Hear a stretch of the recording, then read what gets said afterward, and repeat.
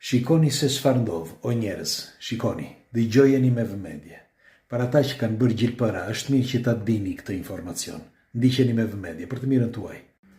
Ky lajm këtu, siç e shihni, është i RAI-t. Okej? RAI. Dhe këtu thot, la Corte d'Appello di Torino conferma l'annesso delle casualità per il vaccino Covid. Condanna il Ministero della Salute. Nuk e dim kuptoni apo jo. E njëjta gjë dhe këtu është lajmi freskët.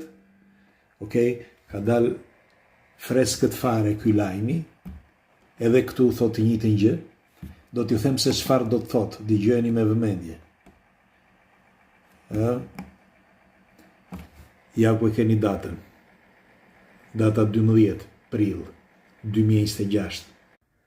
E dini se çfarë do të thot kjo? Tani po ja u tregoj.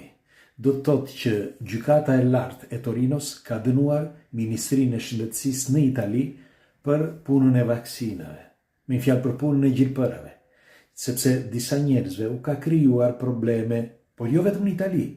Kjo, me fjalë këto dënime që janë bërë në të gjithë botën. Dhe lind pyetja, sepse dikur na konsideronin si konspiracionist, ne që thoshin që kujdes, sepse unë nuk mund të thosh që hap tazi kujdes. Por çfarë bëja unë?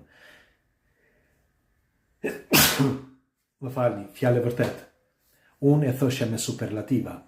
Thosha, unë për vete nuk e bëj, në mënyrë që të tjerët të shikonin dhe thoshin që mos ta bëj. Sepse shumë njerëzve, ato gjitha që krijuan atëre që bën atëre, u krijuan probleme të rënda njerëzve. Dhe tani mund të kërkoni kush gjendet në Itali apo në çdo vend nëse kanë nxjerr ligjin dhe në vende të tjera, me fjalë që dënojnë Ministrinë e Shëndetësisë, kush ka patur probleme dhe kush ka probleme mund të kërkojë risarcimento. Me fjalë mund të kërkojë një pjesë të parave të problemeve që i ka krijuar. E thot ligji. Me fjalë ti nga sot vjen një avokat dhe mund të marrësh të ardhura për problemet që të kanë krijuar nëse të kanë krijuar probleme. Është mirë që mos të gënjesh, por ajo që më bën më shumë dreqëmori që na konsideronin konspiracionistë dhe tani dënojnë Ministrinë e Shëndetësisë, nuk e ka fajin Ministria e Shëndetësisë, e kanë fajin ata që e programuan të gjithën. Ndaj duhet patur kujdes, sepse natyra është përgatitur vetë dhe di çdo gjë vetë natyra. Por ne mendonim që shteti na do, njerëzit na duan. Me një fjalë, sistemi na do, por sistemi ndonjëherë bën kontrolle dhe bën reduktime, sepse ashtu është puna.